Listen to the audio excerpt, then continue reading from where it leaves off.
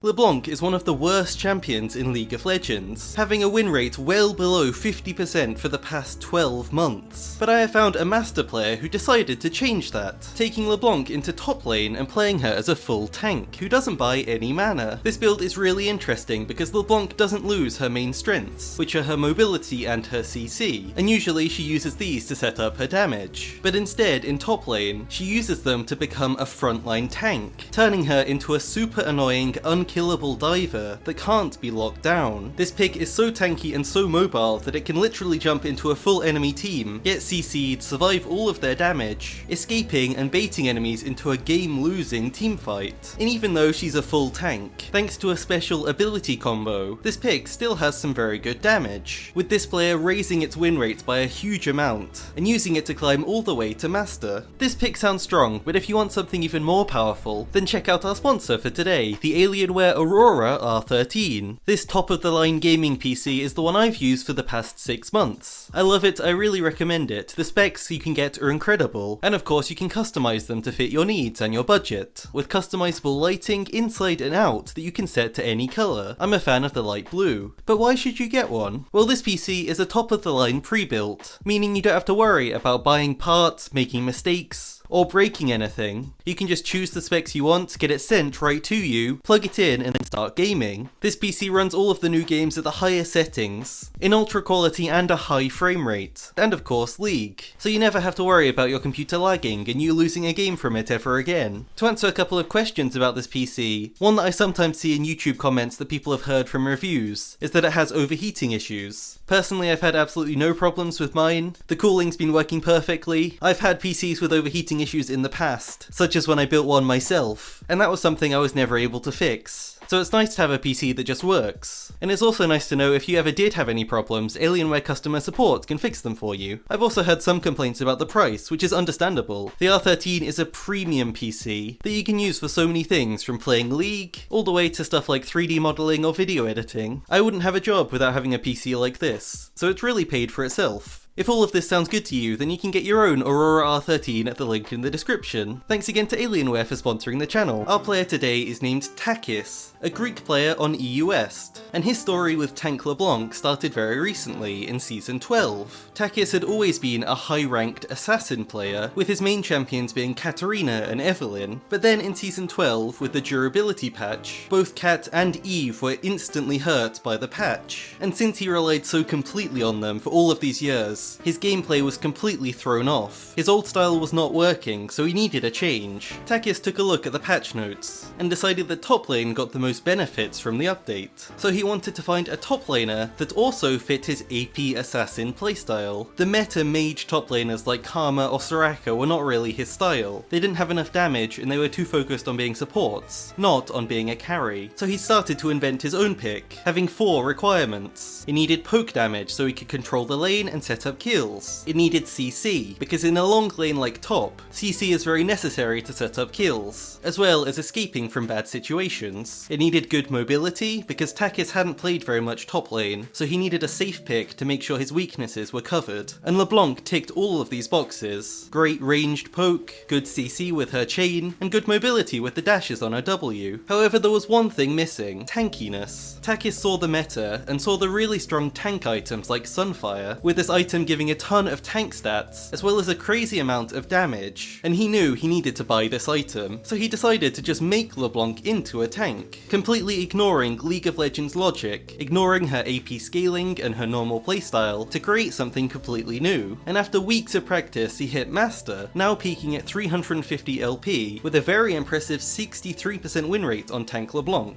now being one of the highest ranked Leblanc mains in the world. But how does Tank Leblanc work? Sure, he's mobile and tanky, but how can he affect games without having lots of AP?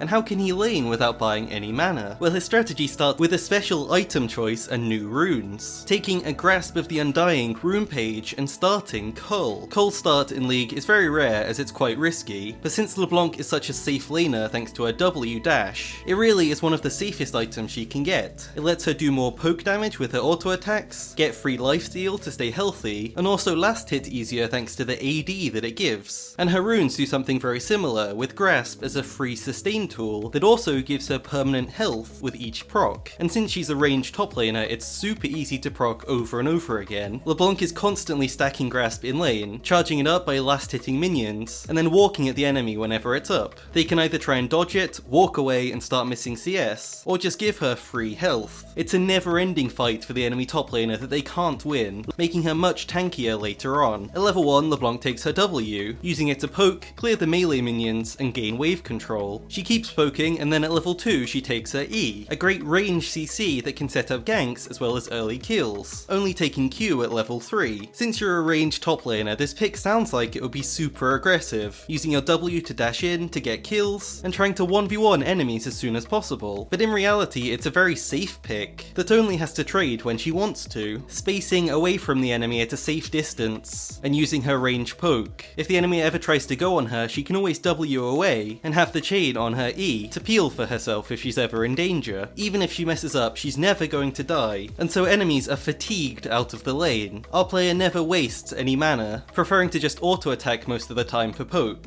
only taking positive interactions, and using abilities when her mana flow band is up, continuously chipping away at the enemy's health so that when she gets level 6, she can go for a 1v1 kill. In some lanes this is very simple. She dashes forwards and uses her Ignite to get the extra damage this pick needs to finish off the 1v1 kill. Since LeBlanc is such a mobile pick, she can play with Ignite and Teleport, not needing flash in top lane as she can always dash away. This is the reason she can never die to a gank as well, always having the option to dash to safety or even dash back in and try and outplay enemies. With all of the poke she's put down already, and this outplay potential, the lane becomes very volatile for the enemy top. If you make one mistake and get hit by a chain, that can just mean you get CC'd again and die a slow, painful death. You can see this especially against immobile melee laners like Darius, which LeBlanc destroys. Every time Darius tries to go in, he gets chained, leading into another chain with LeBlanc's ultimate. She keeps poking and dodging his CC with her dash, so she's never trapped or in any danger. Honestly, we're lucky that people think Vayne top is good, instead of something really mobile like LeBlanc. This pick is a lot easier to play and much harder to punish, doing things most ranged top laners can't do, like diving the enemy top laner and escaping. Something else that's very unique is the first base, buying Bami Cinder, an item you would never buy in mid lane, but in top lane it's actually a pretty valuable wave clear tool. Usually LeBlanc has to do a complicated wave setup with her W AoE damage to do wave clear, which costs a lot of mana, but with this item she can just stand near the minions and slowly clear them without using any mana. I should mention also there's a huge change coming to League of Legends very soon, with potions and sustain in general being nerfed, so poke top laners like this are about to get a lot better in a couple of weeks, becoming one of the safest ways to always win top lane. But with all of this tankiness and sustain as her focus, where is the damage going to come from? What's stopping the enemies from just ignoring you? Well, luckily LeBlanc has the mark on her Q. The way this synergy works is that LeBlanc uses her Q for damage, which leaves a mark behind on the enemy which can be popped by any of her other abilities, effectively doubling the damage. So by repeatedly using this mechanic in fights, LeBlanc's base damage is more than enough to make her a DPS threat. Yes, it's a little bit complicated, and if you play her like normal LeBlanc just spamming your buttons, this pick will have very low damage, but if you're able to cycle through these marks in fights, you'll literally double the damage. For example, a combo like chain into the Q, so that the second part of the chain procs the mark, using ult to make another Q, and then Wing forwards to proc it. This kind of combo will give you some good damage, and since you're tanky you can then stall for your cooldowns to come back up, to do even more. But overall, the double chain is his favourite combo, as it keeps the enemy locked down for the longest time, and the longer the fight, the more damage you can get off, weaving in auto attacks, not just relying on your ability damage. Now buying his first item, Takis has a choice of either Sunfire Aegis or Frostfire Gauntlet. Sunfire is such a strong item right now, mostly thanks to how much burn damage it does when you're near an enemy, so for a champion like LeBlanc who's always diving onto people, it works really well. Frostfire on the other hand is a utility item that helps you slow enemies to make it easier to hit your chain, and also makes kiting enemies much safer. These items make 1v1s a lot easier, since you're so unkillable. Once one chain lands, the enemy is already dead. They can't escape your inevitable auto attacks and follow-up chain, with LeBlanc just sitting on top of the enemy to make sure the burn damage is going off. Think of it this way, of course you could play AP LeBlanc and one-shot this AD carry, but why not give them a little hope that they have a chance to win, taking a little bit longer and showing them they can't kill you, crushing their morale and still getting the kill. Isn't that more fun? LeBlanc LeBlanc now becomes something we don't see in League of Legends. A tank that has high mobility. Usually Riot makes tanks super immobile to account for their utility and their backline threat. And this is a good idea because LeBlanc doesn't have these restrictions, so she can easily get to the backline and stay there for the whole fight. And even if she messes up and needs to leave, she's tanky enough to survive the damage, get her cooldowns back up and dash away, being basically impossible to catch. Tank LeBlanc is quite game breaking because the plays you're usually supposed to make against a LeBlanc to kill her no longer work, so enemies' whole game sense is disrupted. A good hook on a low health mage would usually destroy them, but here it just gets the enemy thresh killed instead. Enemies have to adapt to this pick during the game to find a solution, and in some games they'll just lose before they can find one, especially if you're playing in lower elo. There are situations where if you're playing normal LeBlanc you could get punished for being too greedy or missing a skill shot, but with tank LeBlanc she can go in, be disruptive and always slip away. Instead of zoning with her damage, she can zone with her tankiness, controlling a group of enemies, tanking all of their damage, and still managing to help set up kills. The enemies didn't have very much counterplay in this clip,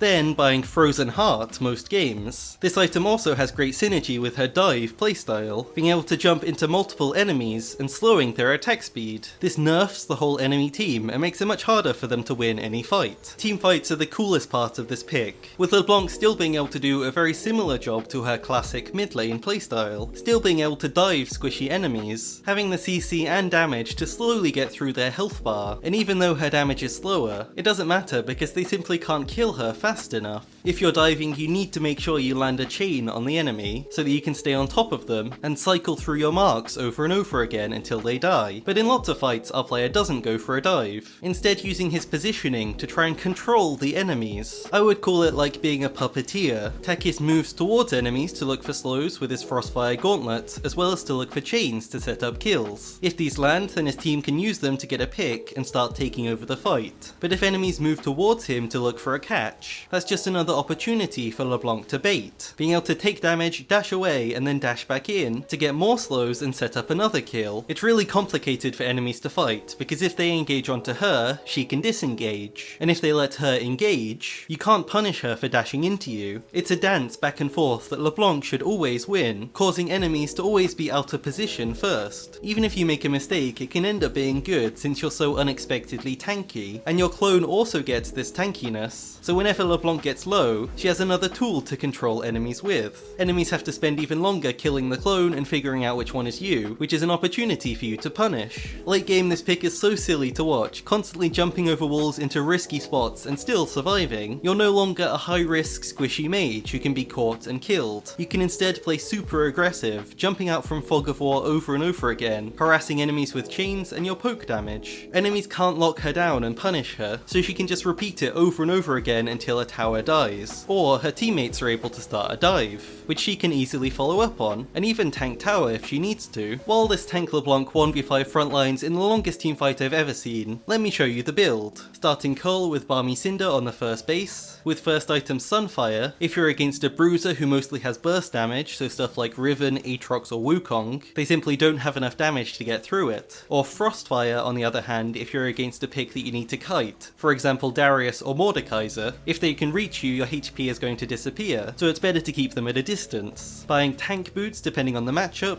then Frozen Heart, and then you can buy situational items like Thornmail for healing reduction, Abyssal Mask to reduce enemies' magic resist, or Demonic Embrace if you need more damage. Dark Seal and Medjai's are another good option if you're trying to snowball the game. Since your pick is so hard to kill, spending just 350 gold on Dark Seal is a very low risk investment, with a high potential reward. For his runes he takes this Grasp page, with Demolish for tower pushing, Scaling resistance runes, with secondaries to help with mana issues. Now to rate this build, let me tell you exactly how to beat this pick, as that's the best way to show its weaknesses. Against immobile melee top laners, Tank LeBlanc is great, and she can never be punished, but if you pick a range top like Quinn, then LeBlanc can no longer use her range and mobility to trade, being punished whenever she tries. Same thing for a fighter pick like Irelia, who has lots of sustain, because Tank LeBlanc can poke her very well, but since her damage is is lower, she struggles to finish off the kill. One very important thing is to make sure you don't waste mana, and make sure you're spacing well from the enemy, so you can use your range to poke but still being safe. If you don't do either of these, you will lose lane, so this pick does require patience and good positioning. So overall, in the majority of top lane matchups, this pick is going to be very, very good and hard to punish, with a strong trading pattern to win top lane with very low risk, meaning it's perfect for this meta, and even though she's a tank, her damage is still very good. With the upcoming TP nerfs, as well as the potion and sustain nerfs, I think that poke top lane picks like this will dominate, so tank LeBlanc will only get better. It really is a meta-breaking style. Takis has a stream and YouTube that are both linked in the description, and thanks again to Alienware for sponsoring this video. Link to them is in the description as well. Thanks so much for watching.